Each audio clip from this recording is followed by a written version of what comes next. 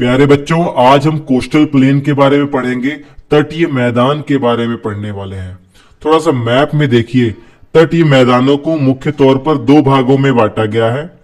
पहला पश्चिम की ओर, ये पश्चिमी तटीय मैदान है, वेस्टर्न कोस्टल प्लेन है। ये जो क्षेत्र आप देख रहे हैं, जो अरब सागर और वेस्टर्न घाट जो पर्वत श्रेणी के बीच का जो क्षेत्र है, इसी को पश्चिमी तटीय मैदान कहा जा रहा है। ऐसे ही ईस्टर्न कोस्टल प्लेन, पूर्वी तटीय मैदान, बंगाल की खाड़ी और जो ईस्टर्न घाट, मतलब जो आपके पूर्वी घाट पर्वत श्रेणी है, उसके बीच का जो क्षेत्र है, इसे ईस्टर्न कोस्टल प्लेन कहा जा रहा है। देखिए, अगर आपको ये क्लियर हो गया होगा कि हमारी जो तट रेखा की लंबाई है, मुख्य भारत की तट रेखा की लंबाई है, वो 6100 किलोमीटर है।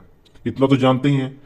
अगर पूरे भारत की तट रेखा की लंबाई पूछा जाए, अगर अंडमान निकोबार द्वीप समूह और लक्षद्वीप को इंक्लूड करके पूछा जाएगा, तो 7516.6 किलोमीटर है।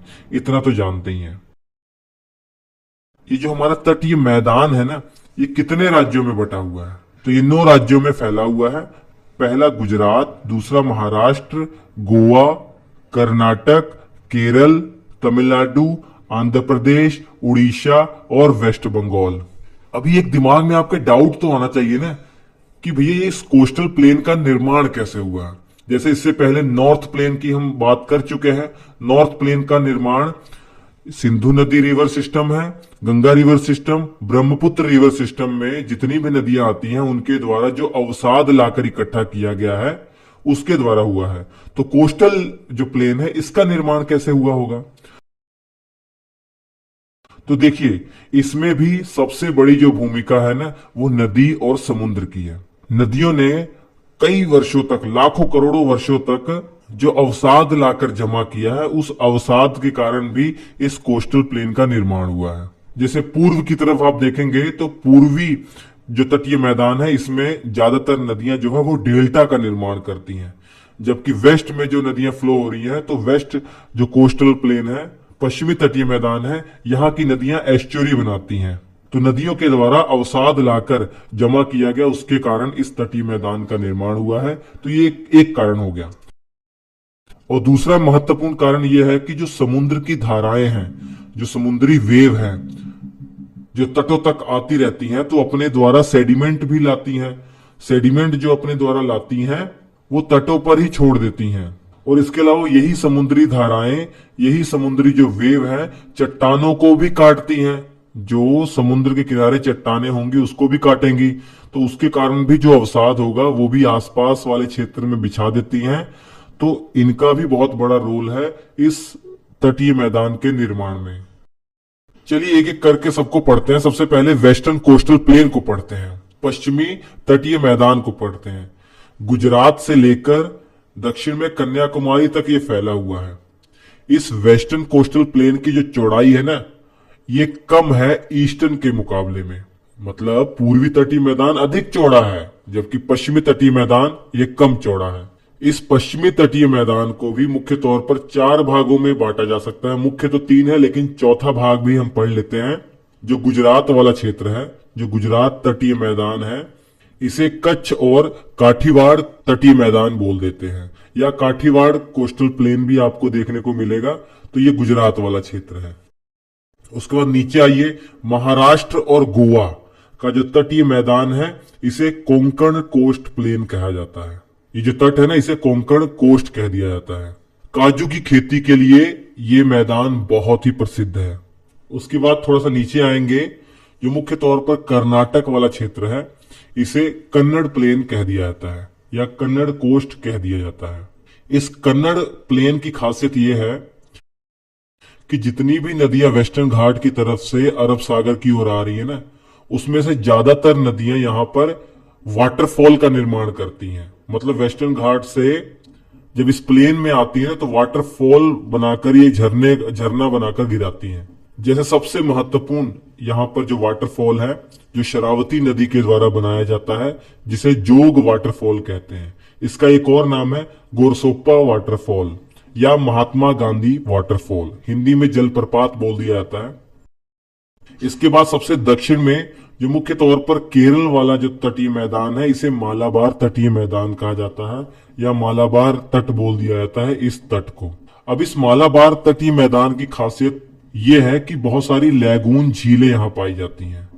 मतलब लैगून झीलें क्या है, जैसे समुद्र के किनारे जो झीलें पाई जाती है जिसमें लवणीय पानी होता है, खारा पानी होता है, लैगून झील बोल दिया जाता है।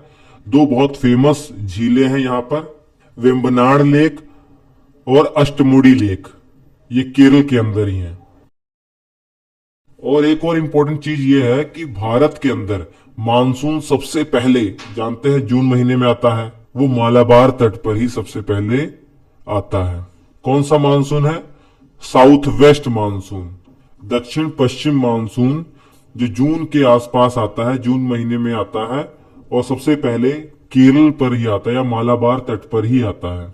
उसके बाद पूरे भारत में वर्षा शुरू हो जाती है क्रम से।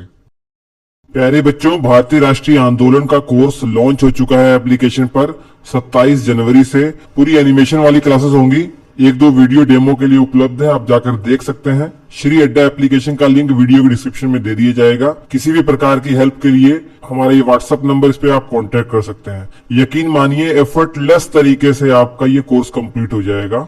आपको ऐसा लगेगा कि भैया ये मूवी देख रहे हैं, बिना किसी मेहनत के सारी चीजें आपके दिमाग में आ जाएंगी। तो ये एनसीईआरटी ओरिएंटेड होगा, मतलब आप यूपीएससी से लेकर एसएससी किसी भी एग्जाम के लिए इसका उपयोग कर सकते हैं। अब इसके बाद ईस्टर्न कोस्टल प्लेन की ओर चलते हैं। मैंने पहले ही बता दिया ये अधिक चौड़ा है। चौड़ाई का कारण ये है क्योंकि यहाँ पर जो महत्वपूर्ण नदियां आ रही है ना, वो डेल्टा का निर्माण करती हैं। जैसे महानदी, गोदावरी, कृष्णा, कावेरी, ये डेल्टा का निर्माण करती हैं, इसी कारण से ये ज्यादा चौड़ा है। अब डेल्टा का निर्माण होने के कारण यहाँ की जो जमीनें हैं, यहाँ का जो मैदान है, बहुत ज्यादा फर्टाइल है। अब इसे भी मुख्य तौर पर 3 भागों में बांटा गया है।